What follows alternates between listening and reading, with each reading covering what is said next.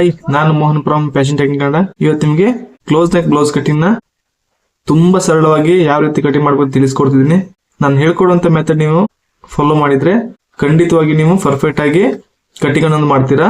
ನೀವೇನಾದ್ರೂ first time video ನೋಡ್ತಿದ್ರೆ please subscribe ಮಾಡ್ಕೊಳ್ಳಿ, ಹಾಗೆ ಬೆಲ್ ಐಕನ್ ಪ್ರೆಸ್ ಮಾಡ್ಕೊಳ್ಳಿ. ಬನ್ನಿ ವಿಡಿಯೋ ಶುರು ಮಾಡೋಣ. ಫಸ್ಟ್ 1/2 ಇಂಚ್ ಮಾರ್ಜಿನ್, ಇದು ಯಾವುದೇ ಬ್ಲೌಸ್ ಕಟಿಂಗ್ ಮಾಡಬೇಕಿದ್ರು 1/2 ಇಂಚ್ ಮಾರ್ಜಿನ್ ತಗೊಳ್ಳೇಬೇಕು.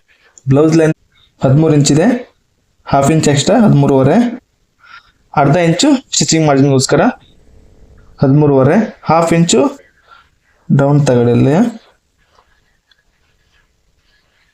ಅಂದರೆ 13 ಇಂಚು, 1/2 inch extra 13.5. Okay,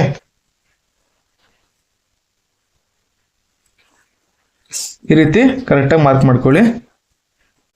shoulder 13 inch ಇದೆ, 13 ಅಂದರೆ 6.5 ಬರುತ್ತೆ, ಅರ್ಧ 6.5ಗೆ ಒಂದು ಮಾರ್ಕ್ ಮಾಡ್ಕೊಳ್ಳಿ.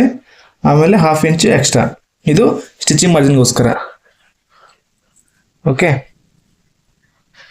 ಇಲ್ಲಿ ಶೋಲ್ಡರ್ ಬೆಲ್ಟು 4 ಇಂಚ್ ಇಡ್ತಾ ಇದ್ದೀನಿ, ಅಂದರೆ ಕ್ಲೋಸ್ ನೆಕ್ ಆಗಿರೋದ್ರಿಂದ 4 ಇಂಚ್ ತಗೊಳ್ತಿದ್ದೀನಿ ಟೋಟಲಿ.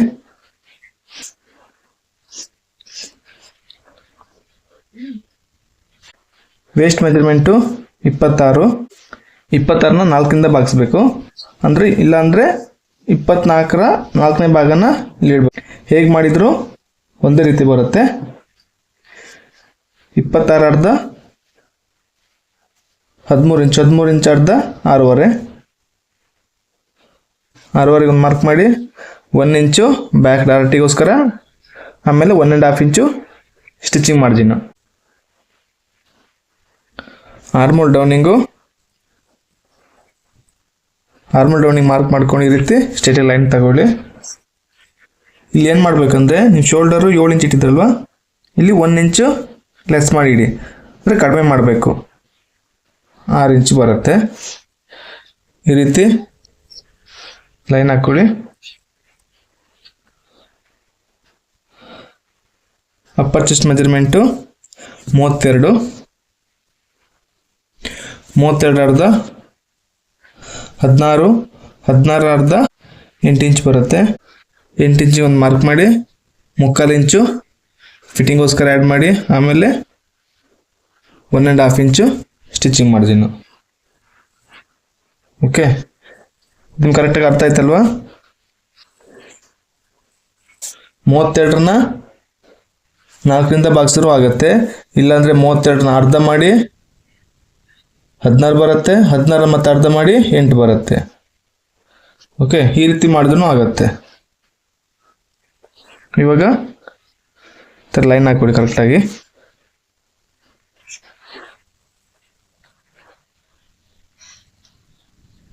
ಈ ರೀತಿ ಆರ್ಮೋಲ್ ಶೇಪ್ನ ಡ್ರಾ ಮಾಡಿ.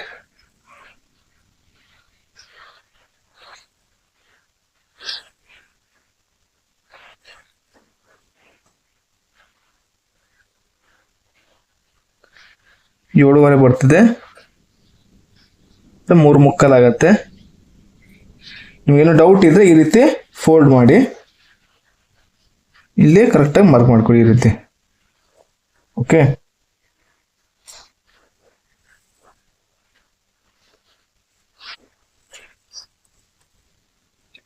ಬ್ಯಾಕ್ ಡಾಟ್ ಯಾವಾಗ್ಲೂ 3.5 ಇಂಚ್ ಇಲ್ಲ 4 ಇಂಚ್ ತಗೊಳ್ಳೋದಕ್ಕೂ ಜಾಸ್ತಿ ತಗೊಂಡ್ರೆ ನಿಮಗೆ ಫಿಟ್ಟಿಂಗ್ ಅನ್ನೋದು ಅಷ್ಟು ಕರೆಕ್ಟಾಗಿ ಬರಲ್ಲ.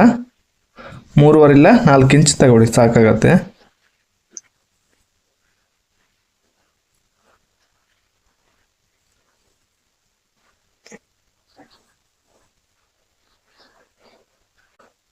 ಆರ್ಮೋಲ್ ರೌಂಡ್ನ ಕರೆಕ್ಟಾಗಿ ಚೆಕ್ ಮಾಡ್ಕೊಳ್ಳಿ ಈ ರೀತಿ.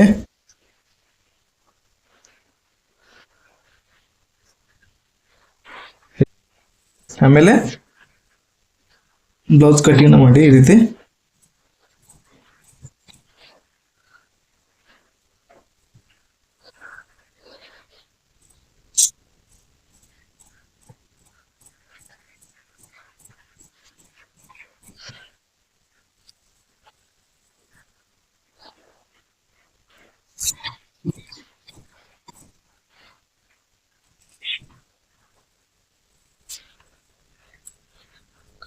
ಏನೇ ಡೌಟ್ ಇದ್ರೂ ನನಗೆ ಕಮೆಂಟ್ಸಲ್ಲಿ ಹಾಕಿ, ನಾನು ರಿಪ್ಲೈ ಕೊಡ್ತೀನಿ. ಇಲ್ಲಾಂದರೆ ನನ್ನ ಇನ್ಸ್ಟಾ ಪೇಜಲ್ಲಿ DM ಮಾಡಿ, ನಾನು ನಿಮಗೆ ಖಂಡಿತವಾಗ್ಲೂ ರಿಪ್ಲೈ ಮಾಡ್ತೀನಿ.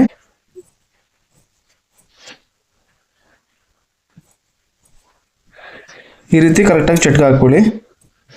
ನಿಮ್ಗೆ ಸ್ಟಿಚ್ ಮಾಡುವಾಗ ತುಂಬ ಈಸಿ ಆಗುತ್ತೆ.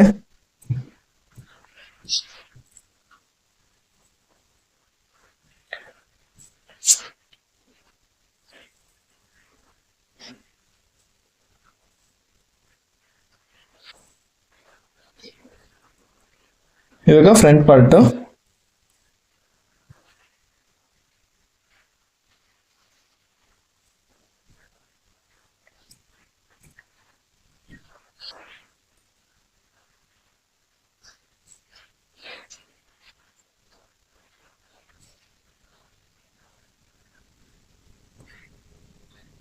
ಫ್ರಂಟಿಗೆ ಬ್ಯಾಕಿಗೆ ಯಾವ ರೀತಿ ಮಾರ್ಕ್ ಮಾಡಿದ್ರು ಅದೇ ರೀತಿ ಫ್ರಂಟಲ್ಲೂ ಮಾರ್ಕ್ ಮಾಡ್ಕೊಳ್ಳಿ. ಈ ರೀತಿ exact same to same mark ಮಾಡ್ಕೊಳ್ಳಿ.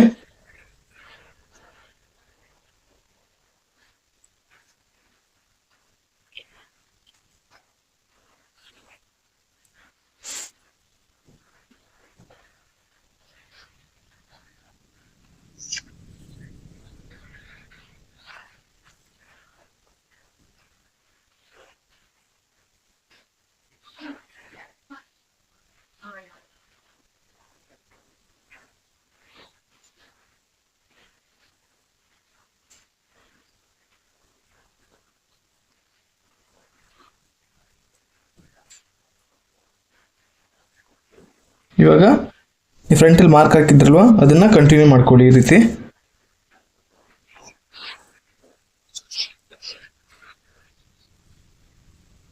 ಇಲ್ಲೂ ಸೇಮ್ ಎಕ್ಸಾಕ್ಟ್ ಅದೇ ರೀತಿ ಮಾರ್ಕ್ ಮಾಡ್ಕೊಳ್ಳಿ.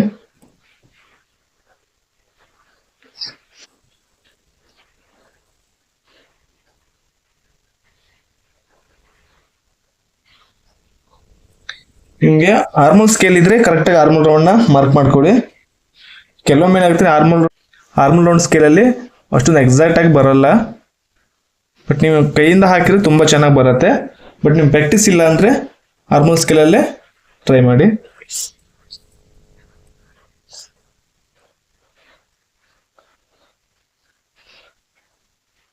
ಡಾಟ್ ಪಾಯಿಂಟು 9.5 ಇದೆ, 10 ಇಂಚ್ ತಗೊಳ್ತೀನಿ, 1/2 ಇಂಚ್ ಎಕ್ಸ್ಟ್ರಾ. ಇದನ್ನು ಮಾರ್ಕ್ ಮಾಡ್ಕೊಳ್ಳಿ. ಇಲ್ಲಿಂದ ಒಂದು 3 ಇಂಚ್ ಡೌನ್ ತಗೊಳ್ಳಿ. ಇದು ಸೆಂಟರ್ ಟಕ್ಸಿಗೆ.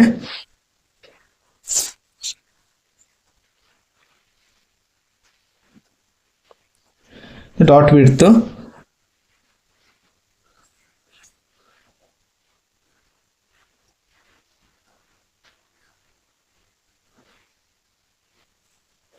ನಿಮಗೆ ಈ ವಿಡ್ತೆಲ್ಲ ಯಾವ ರೀತಿ ತಗೊಳ್ಬೇಕಂತ ಮುಂದಿನ ವಿಡಿಯೋದಲ್ಲಿ ತಿಳಿಸ್ಕೊಡ್ತೀನಿ. ಅಂದರೆ ಯಾವ ಚೆಸ್ಟಿಗೆ ಎಷ್ಟು ವಿಡ್ತ್ ತಗೊಳ್ಬೇಕು ಅಂತ ತಿಳಿಸ್ಕೊಡ್ತೀನಿ.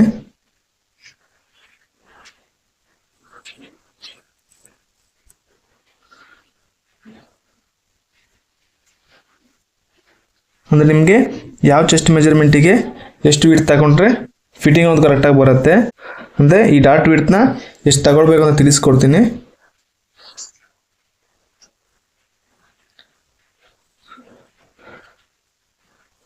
ನೆಕ್ಸ್ಟ್ ವಿಡಿಯೋದಲ್ಲಿ ನಿಮಗೆ ಇವಾಗ 32 ಚೆಸ್ಟಿಗೆ ಅಥವಾ 34 ಇದ್ದರೆ ಎಷ್ಟು ತಗೊಳ್ಬೇಕು, ಇಲ್ಲ 36 ಇದ್ರೆ ಎಷ್ಟು ತಗೊಳ್ಬೇಕು ಅಂತ ಈ ರೀತಿ ಒಂದು ಚೆಸ್ಟ್ ಮೆಜರ್ಮೆಂಟ್ ಮೇಲೆ ಈ ಡಾಟ್ ವಿಡ್ತ್ ಅನ್ನೋದು ಎಷ್ಟು ತಗೊಳ್ಬೇಕು ಅಂತ ತಿಳಿಸ್ಕೊಡ್ತೀನಿ.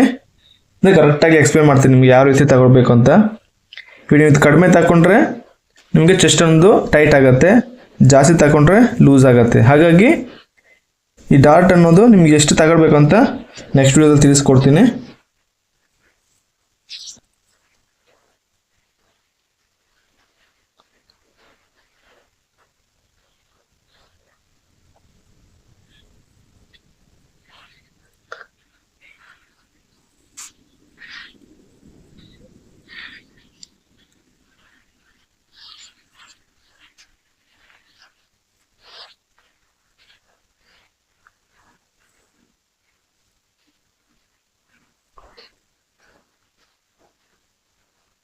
ಆಮೇಲೆ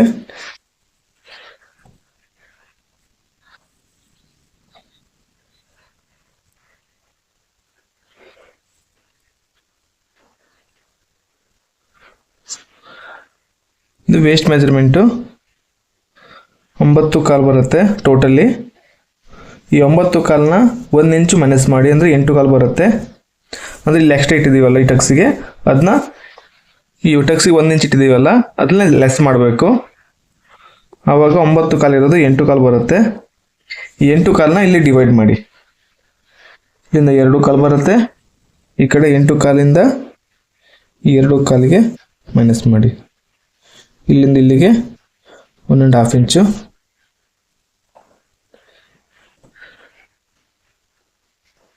ಜಾಸ್ತಿ ಕಮೆಂಟ್ಸ್ ಬಂದರೆ 100% ನಾನು ನೆಕ್ಸ್ಟ್ ವಿಡಿಯೋದಲ್ಲಿ ನಿಮ್ಗೆ ತಿಳಿಸ್ಕೊಡ್ತೀನಿ.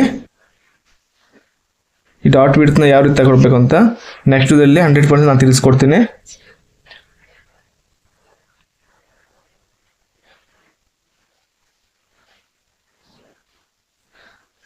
ಈ ರೀತಿ ಕರೆಕ್ಟಾಗಿ ಒಂದು ಕ್ರಾಸ್ ಆಗಲಿ ಮಾರ್ಕ್ ಹಾಕೊಳ್ಳಿ. ಇದನ್ನು ಸಹ ನಾನು ನೆಕ್ಸ್ಟ್ ವಿಡಿಯೋದಲ್ಲಿ ನಿಮಗೆ ನೀಟಾಗಿ ಎಕ್ಸ್ಪ್ಲೇನ್ ಮಾಡ್ತೀನಿ. ಇವಾಗ ಜಸ್ಟ್ ನಿಮಗೆ ಕ್ಲೋಸ್ ನೆಕ್ಕಿಂದ ಮಾತ್ರ ನಿಮ್ಗೆ ತಿಳಿಸ್ಕೊಡ್ತಾ ಇದ್ದೀನಿ. ಯಾಕಂದರೆ ಫುಲ್ ಎಲ್ಲನೂ ಇದರಲ್ಲಿ ಒಂದೇ ವಿಡಿಯೋದಲ್ಲಿ ಹೇಳಿದರೆ ವಿಡಿಯೋ ಫುಲ್ ಲೆಂತ್ ಆಗುತ್ತೆ. ಹಾಗಾಗಿ ಇದಿಷ್ಟನ್ನು ನಿಮ್ಗೆ ಎಕ್ಸ್ಪ್ಲೇನ್ ಮಾಡ್ತೀನಿ. ನೆಕ್ಸ್ಟ್ ವಿಡಿಯೋ ಕಮೆಂಟ್ಸ್ ಹಾಕಿದರೆ ಅಂದರೆ ಎಲ್ಲರೂ ನೆಕ್ಸ್ಟ್ ಪಾರ್ಟ್ ಬೇಕು ಅಂತ ಹೇಳಿದರೆ ನಾನು ನಿಮಗೆ ನೆಕ್ಸ್ಟ್ ವಿಡಿಯೋದಲ್ಲಿ ಎಕ್ಸ್ಪ್ಲೇನ್ ಮಾಡ್ತೀನಿ. ಓಕೆ, ಇವಾಗ ನಿಮಗೆ ಕ್ಲೋಸ್ ನೆಕ್ ಇದ್ದಾವಾಗ ಫ್ರಂಟ್ ಕೆಲವೊಬ್ರು ಡೀಪ್ ನೆಕ್ ಕೇಳ್ತಾರೆ, ಕೆಲವೊಬ್ರು ಕ್ಲೋಸ್ ನೆಕ್ನೇ ಕೇಳ್ತಾರೆ. ಕ್ಲೋಸ್ ನೆಕ್ನ ಕೇಳಿದವಾಗ 2.5 ಇಲ್ಲ 3 ಇಂಚು ಡೌನ್ ತಗೊಳ್ಳಿ.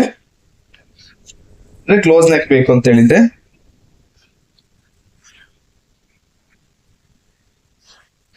ಈ ರೀತಿ ಮಾರ್ಕ್ ಮಾಡ್ಕೊಳ್ಳಿ.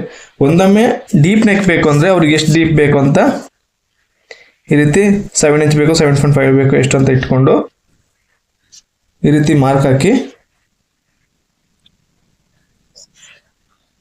ಅದನ್ನ ಕರೆಕ್ಟಾಗಿ ಈ ರೀತಿ ಡ್ರಾ ಮಾಡಿ. ಇದು ತುಂಬ ಚೆನ್ನಾಗಿ ಬರುತ್ತೆ. ಬಟ್ ನಿಮಗೆ ಫ್ರಂಟ್ ಬ್ಯಾಕ್ ಎರಡು ಕ್ಲೋಸ್ ನೆಕ್ ಆಗಿದ್ದರೆ ಈ ರೀತಿ ಮಾರ್ಕ್ ಮಾಡಿ. ನೀವು ಫ್ರಂಟ್ ಡೀಪ್ ನೆಕ್ ಬೇಕು ಅಂದರೆ ಈ ರೀತಿ ಮಾರ್ಕ್ ಮಾಡಿ. ಓಕೆ,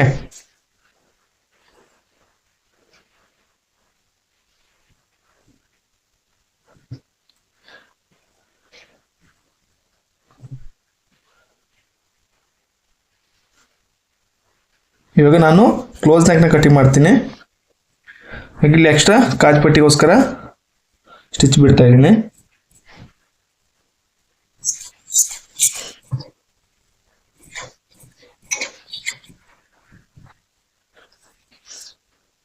ಆಮೇಲೆ 4 ಡಾಟಿಗೆ ಇಲ್ಲಿಂದ ಒಂದು 2 ಇಂಚ್ ತಗೊಳ್ಳಿ,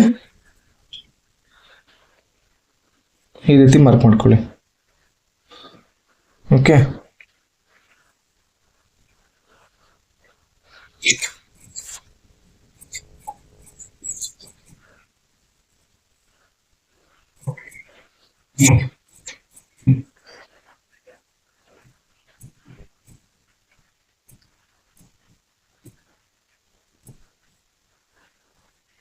ನಾನು ಹೇಳ್ಕೊಡುವಂಥ ಮೆಥಡ್ ನೀವು ಕಂಟಿನ್ಯೂ ಫಾಲೋ ಮಾಡಿದರೆ ತುಂಬ ನೀಟಾಗಿ ಪರ್ಫೆಕ್ಟಾಗಿ ಕಟಿಂಗ್ ಮಾಡ್ತೀರಾ. ಓಕೆ, ನೀವೇನು ಮಾಡ್ತೀರ ಅಂದರೆ ಒಂದೇ ಮೆಥಡ್ನ ಫಾಲೋ ಮಾಡಲ್ಲ. ಇವತ್ತು ನಾನು ಹೇಳ್ಕೊಟ್ಟಿರೋ ಒಂದು ಮೆಥಡ್ ಫಾಲೋ ಮಾಡಿದೆ, ನೆಕ್ಸ್ಟು ನೀವು ನಾನು ಹೇಳ್ಕೊಟ್ಟಿರೋ ಹಾಗೆ ಒಂದೇ ಮೆಥಡ್ನ ಫಾಲೋ ಮಾಡಿ. ಓಕೆ, 1 by 1 ಮೆಥಡ್ನ ಫಾಲೋ ಮಾಡಿದರೆ ಕಟ್ಟಿಂಗ್ ಅನ್ನೋದು ಸ್ಪೀಡ್ ಆಗುತ್ತೆ ಮತ್ತು ಪರ್ಫೆಕ್ಟ್ ಆಗುತ್ತೆ.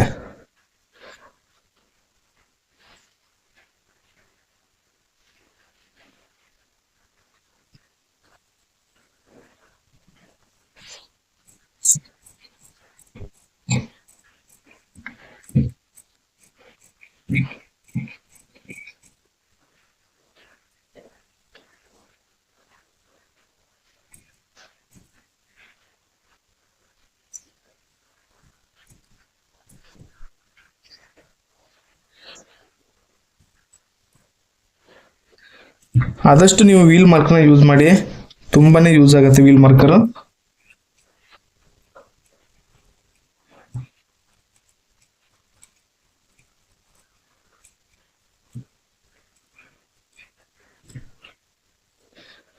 ಈ ರೀತಿ ಬ್ಯಾಕ್ ಕರೆಕ್ಟಾಗಿ ಮಾರ್ಕ್ ಸಿಗುತ್ತೆ ನಿಮಗೆ.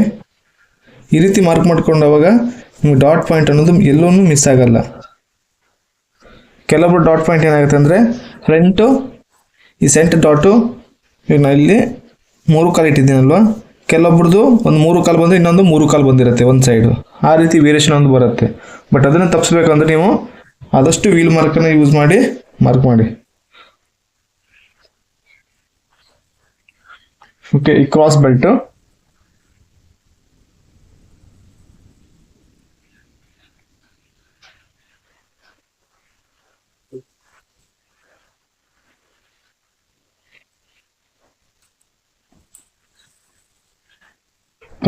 ಹಾಗೆ ತುಂಬಾನೇ ಈಸಿಯಾಗಿ ತಿಳಿಸ್ಕೊಡ್ತೀನಿ. ಆಲ್ಮೋಸ್ಟ್ ನಾನು ಹೇಳ್ಕೊಡೋಂಥ ಮೆಥಡ್ ಅಷ್ಟು ಈಸಿಯಾಗಿ ನಿಮ್ಗೆ ಯಾರೂ ಹೇಳ್ಕೊಟ್ಟಿರಲ್ಲ.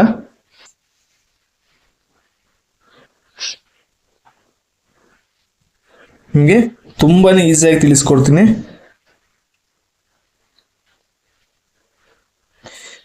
ಫಸ್ಟ್ ಈ ರೀತಿ ಒಂದು ಸ್ಟ್ರೇಟ್ ಲೈನ್ ಹಾಕೊಳ್ಳಿ. ಈ ಬಾರ್ಡರ್ ಪೀಸ್ ಇರುತ್ತಲ್ವ ಅದನ್ನ ಕಟ್ ಮಾಡಿ.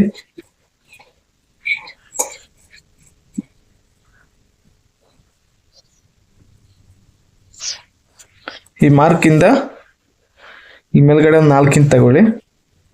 ಈ ಕಡೆ 3 ಇಂಚು, ಈ ಕಡೆ 3 ಇಂಚು. ಓಕೆ, ಈ ರೀತಿ ಒಂದು ಸ್ಟ್ರೇಟ್ ಲೈನ್ ಹಾಕೊಳ್ಳಿ. ಇಲ್ಲಿ ಮೇಲ್ಗಡೆ ಒಂದು ಲೈನ್ ಹಾಕೊಳ್ಳಿ. ಓಕೆ, ಇವಾಗ ಏನು ಮಾಡ್ಬೇಕಂದ್ರೆ ಇಲ್ಲಿಂದ ಈ ಕರೆಕ್ಟಾಗಿ ಈ ರೀತಿ ಲೈನ್ ಹಾಕೊಳ್ಳಿ. ಚಟ ಹಾಕಿದ್ರಲ್ವ ಅಲ್ಲಿಂದ ಇಲ್ಲಿಗೆ ಈ ರೀತಿ ಮಾರ್ಕ್ ಹಾಕೊಳ್ಳಿ. ಇವಾಗ ಕ್ರಾಸ್ ಬೆಲ್ಟ್ ರೆಡಿ.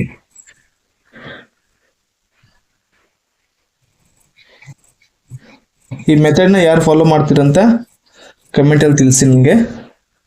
ನೋಡೋಣ ಎಷ್ಟು ಜನ ಯೂಸ್ ಮಾಡ್ತಿದ್ರಂತ. ಇದು ಲಾಸ್ಟ್ ಟೈಮ್ ನಿಮ್ಗೆ ಯಾವುದೋ ಒಂದು ವಿಡಿಯೋದಲ್ಲಿ ಹೇಳಿದ್ದೀನಿ ಇದೇ ರೀತಿ ಯೂಸ್ ಮಾಡಿ ಅಂತ. ಓಕೆ, ಸ್ಲೀವ್ ಕಟ್ಟಿಂಗು ಕಾಮನ್ ಆಗಿ ನಿಮಗೆ ಆಲ್ಮೋಸ್ಟ್ ಎಲ್ಲ ವಿಡಿಯೋದಲ್ಲಿ ಸ್ಲೀವ್ ಕಟ್ಟಿಂಗ್ ತೋರಿಸಿದ್ದೀನಿ. ಇದಿಷ್ಟು ಫ್ರಂಟ್ ಪಾರ್ಟು, ಬ್ಯಾಕ್ ಪಾರ್ಟು, ಹಾಗೆ ಕ್ರಾಸ್ ಬೆಲ್ಟ್ ಕಟ್ಟಿಂಗು. ನೆಕ್ಸ್ಟ್ ನಿಮಗೆ ಬ್ಯಾಕ್ ಪಾರ್ಟಲ್ಲಿ ಆರ್ಮೋಲ್ ರಿಂಕಲ್ಸ್ನ ಯಾವ ರೀತಿ ಅವಾಯ್ಡ್ ಮಾಡೋದನ್ನು ತಿಳಿಸ್ಕೊಡ್ತೀನಿ. ಹಾಗೆ ಇಲ್ಲಿ ಶೋಲ್ಡರ್ ಅಪ್ ಆ್ಯಂಡ್ ಡೌನ್ ಬರುತ್ತಲ್ವ ಇದನ್ನು ಸಹ ತಿಳಿಸ್ಕೊಡ್ತೀನಿ. ಇದೇ ರೀತಿ ಹೆಚ್ಚಿನ ವಿಡಿಯೋಸ್ಗಳಿಗೆ ನಮ್ಮ ಚಾನೆಲ್ನ ಸಬ್ಸ್ಕ್ರೈಬ್ ಮಾಡೋದು ಮರಿಬೇಡಿ. ಮುಂದಿನ ವಿಡಿಯೋದಲ್ಲಿ ಸಿಗೋಣ. ಬಾಯ್.